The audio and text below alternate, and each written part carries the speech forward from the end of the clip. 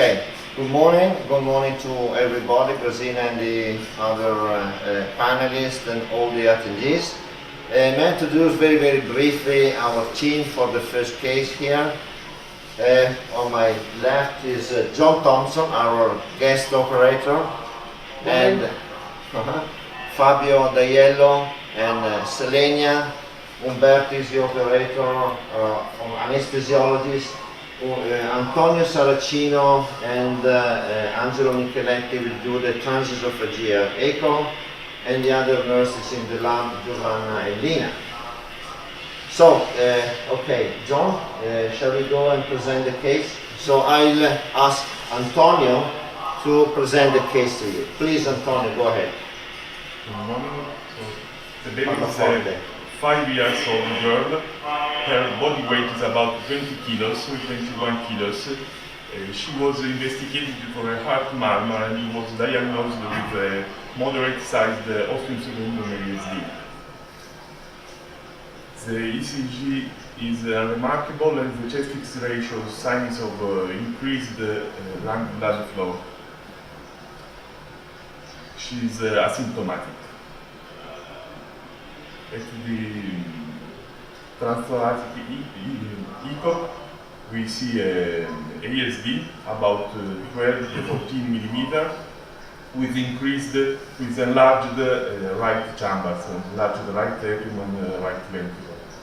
So she's here now to try to close the ASD. Okay, very good, Antonio. So let's go back to fluoro and echo picture-in-picture.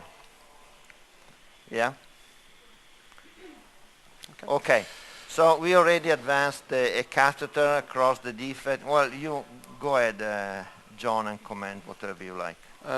So we're across, I think, the middle hole. So we're going to put a super stiff wire in the pulmonary vein, a standard approach, and then we'll take you to the device that we've selected. Regina, does anyone have any comments about how we're approaching this? I mean, we're anticipating that there'll be some debate about not balloon sizing this, but that's my my approach to something like this. Anyone, any comments about that? Do you want to comment? Anybody can comment. It's maybe just Franco. Okay. There is a question from the floor. Let's go. Yeah. A quick question. Here, yes, please. Yeah, I mean, in our practice, multiple ASDs will always be balloon interrogated. just to know what is the intervening tissue looking like, whether it is redundant, whether it is stiff, because that will probably decide the strategy of. Yeah. Well, this is a very long and. The other question I had was, in a 20 kg child, would you be able to put in a CT probe?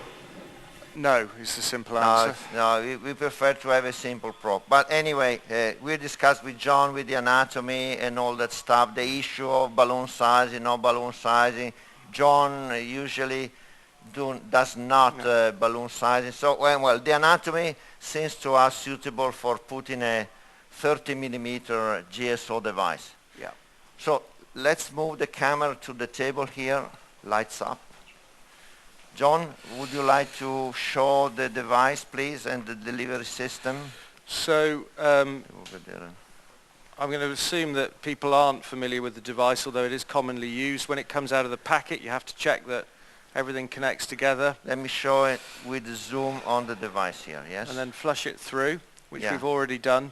And Yeah. there's the device with its 5 petals. What we're going to do is bring this into the sheath using the loading mechanism that's under my right hand. So this brings the device in. You can see it almost resembles a Chinese lantern.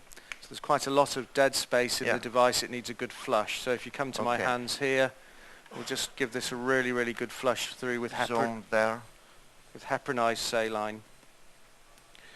Making sure that we clear all the And bubbles. now zoom here. We rule out bubbles, air bubbles coming out the delivery system here, so we flush repeatedly. What is John is doing.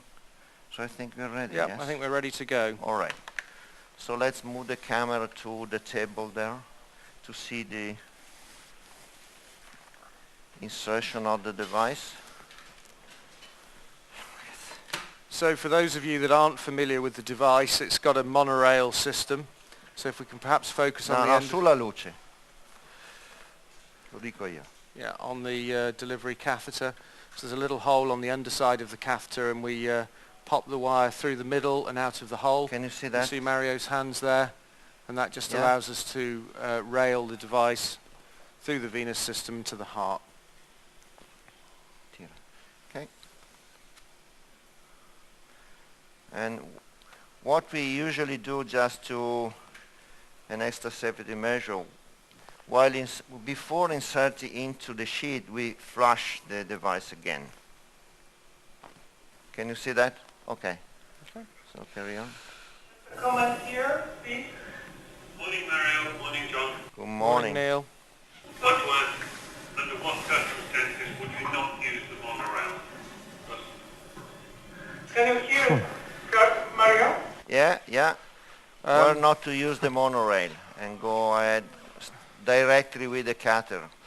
That's a good question, Neil. I mean, frankly, I can't actually remember a time when I've not used it, so I don't have an answer to that. You'll probably, you probably do. So now what we're going to do is take the wire out, so the device is now within the left atrium.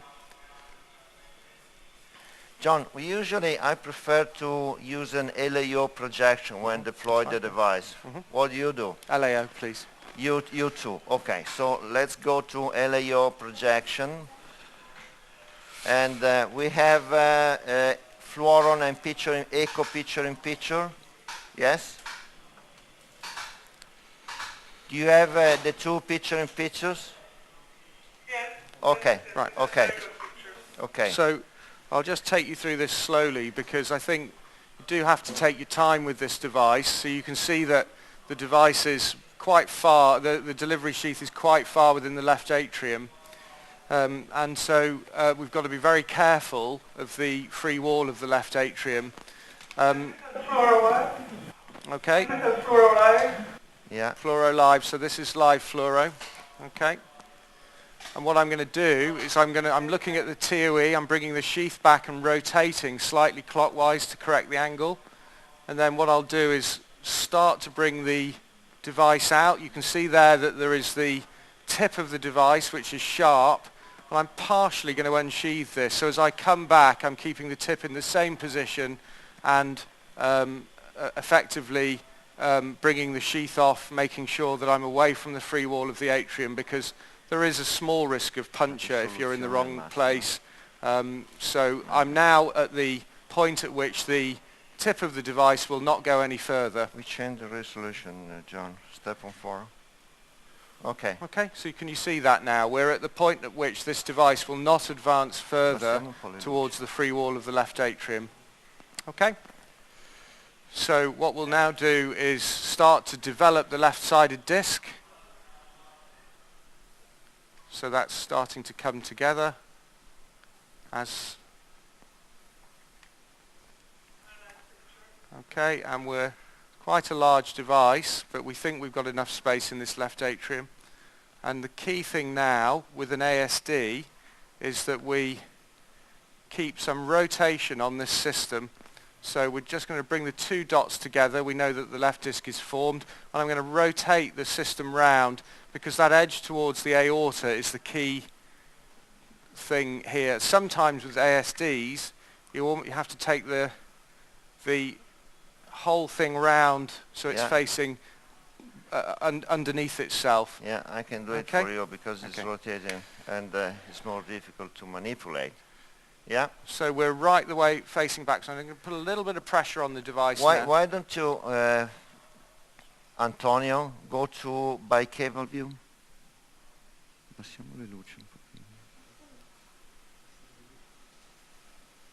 So you can see that the left atrial disc is still on the left side at that SVC rim. Shall we deploy the and rest we're going of to the deploy device? the right-sided disc. So Mario's going to do that for me. Yeah. Just going to bring the right disc out. And there we are on the right side of the septum. Okay, so we'll store that fluoro, please. And at that point, we stop. Store fluoro. Let the echo guys have a look. Okay, let's review the stored fluoro.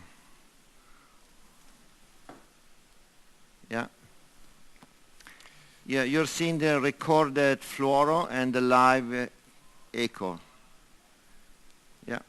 So any comments? Very nice controlled position.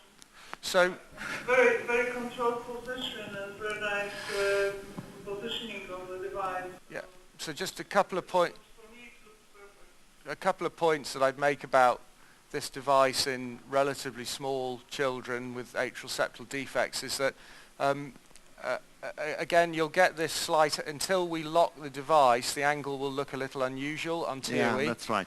Let's stay, Antonio, let's stay in this angle. I think if you're happy, John, we will release the device. Yeah. Okay, so Antonio, stay with this projection. Why don't you do it? Okay. Yeah, come on. Please zoom here. Please, John, show them what to do. Yeah. So you can see that Zoom now, yeah, yeah. ok. So you can see that we're zoom, rotated right the way down. Andiamo So a vedere da qua a qua, ragazzi. Ok, ok. So our delivery connector is now underneath. So it's reversed. My right hand is holding the bottom of the device. The key thing at this point is that you have to make sure the device isn't under tension. If you stress the device at this point, that's often a cause for a failed lock. So so you make sure the device is neutral, and then hold the back of the John, please do it on Cine, on acquisition, so they can see better. Okay. So John is going to release the device, yeah? Okay. Okay. You see the nice jump on the Yeah. device? And that's You very like jumping? yeah, and that's very Can we get a square picture? yeah. Show the Yeah, okay. and do you see that's very typical for ASDs in this situation to get Yeah. really quite profound movement, but that's something we've all got used to, and I think that device looks very nice. And on echo, there is evidence of residual shunt. It's not covering everything, yes? Well, it's not a tiny leak, yes? No. Yeah? So maybe if we ask our echo colleagues just to go through all the views and just show you the device in every plane and prove to you that it's nicely in the septum. Multipurpose. Quella è un'altra vena? What do you think, John, about this residual shunt? Well, Lava? we'll just have a little look. It's towards something towards the aortic end. I mean, I'm reasonably satisfied with that device. I think that probably is no more than 1 millimeter or 2. What do you think? So the question is, we are happy with that, release the device, or we try to re-enter this residual hole and put another device in? My view is So that, we will vote. yeah. Okay, how many people would leave it? Like here, please raise your hand. And so it's a minority, I think. I mean, frankly, What about panel? First, it sounds like there are 2 defects. So, I mean, Let's enter the... I'm not happy with this. Yeah? small additional defect with a piece of tissue. Maybe if we had 3D echo, we could see a piece of tissue between the device and this residual shunt. Also, maybe if we had size with the stop flow balloon, we would be able to see before implanting the device if there is this additional hole or not. Well, I think... we don't have 3D echo. well, in this, because of the weight of the child, we don't have the big probe with 3D echo. However, we can see the residual shunt on 2D echo as well, actually. It's no need to have a...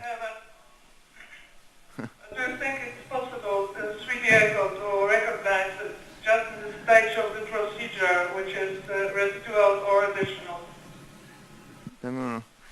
Well, now, before releasing the device, we are trying to re-enter the... There you go. Here we go.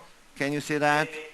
They make a comment, Mario. Probably it would be worthwhile to do a QPQS at that stage in order to understand if it is of any relevance or not. Come on, Gianfranco, the QPQS is... Well, yes. Yes. I think, well, initially I also was quite keen to close all residual defects, but this is a small hole. This was a hemodynamic indication. And if you wouldn't close this hole, if it's there just by itself, then I think there's no extra mileage in trying to close it now. I probably would have used a different device. Wow. Well, so you're going to be conservative. Forget about the residual shunt. That It's a small shunt, and you wouldn't have taken the kit for the cap there. you want to have... Which you've got left now. well, just for... I totally agree. Yeah, just for, let's say, educational purposes, etc. As you see here, we re-enter the left atrium with a catheter. At this point, well, we could implant another device in to close this little hole, but I would agree, and probably John as well, that this is a little hole that, well, let's pretend we see a child with this hole. Actually, there is no indication doing anything. So I think instead of putting another device, another bulky stuff in the atrium, John, if you agree, I will take this cutter out and release the device.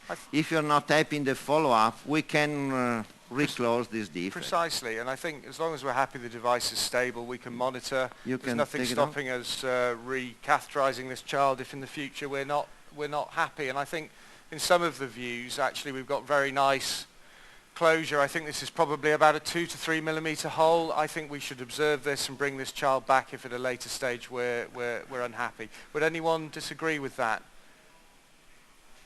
John? Yeah. John? Kevin? Yeah, hi. Kevin Walsh here. I think any of the approaches is good. The hole is small. I guess you're there and you would have an opportunity to take that device out and put a different device in and see what it looks like. You know, because there is an opportunity to really get rid of it all. But I would agree that what's left is small. Yeah. Well, I hear what you say. Yeah, I hear what you're saying, Kevin. I think, to be honest, I think we've instrumented this child's left atrium enough. I think we're going to let this device go. Yeah. So if you can come back to my hands, I'll just show you how we... Okay. Are you happy, guys? Please zoom, Yeah? zoom here. So zoom onto my hands, please. Okay, so what we're going to do now is try and give you a view of fluoro as well. We want to have fluoro, the hands, and the echo and fluoro picture in picture. Yeah. Wait a second, John. Yeah. We do not have this, Now we, fluoro just now. yeah, now we will have fluoro and the hands. Fluoro. Yeah. Okay.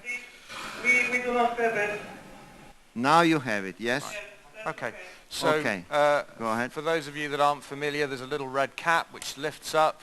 You twist the cap, and this is the suture that allows you to retrieve the device, and you just go nice and gentle at the beginning because there's usually a little bit of tension, and the suture comes back and the device is released. You can see my hand here, and it starts to get easier.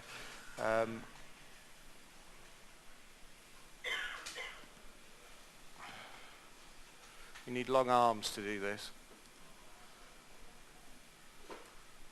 Okay, so the suture's now free, and as you can see the device is now free, and we'll have a final look on echo. And we can retrieve this out. Yes. Yeah, it all comes out. Okay. So that's Can the final you review result. the store fluoro?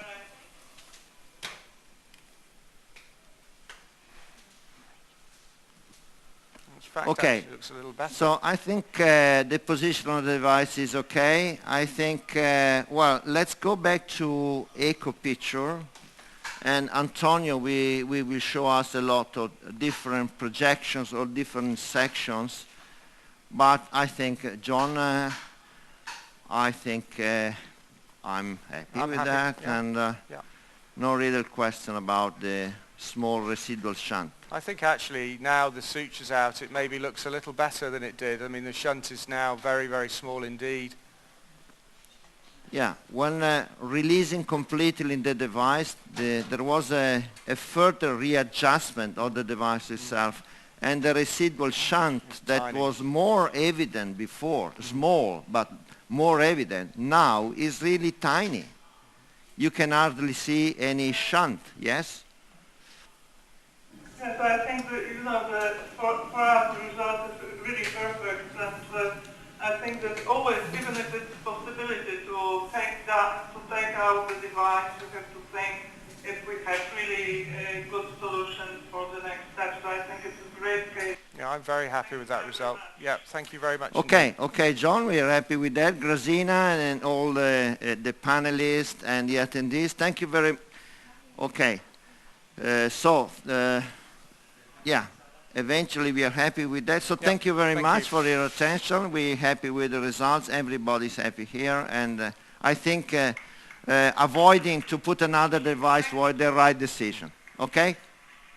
Thank you and goodbye. See you later. Thank you. Okay, bye-bye. Great.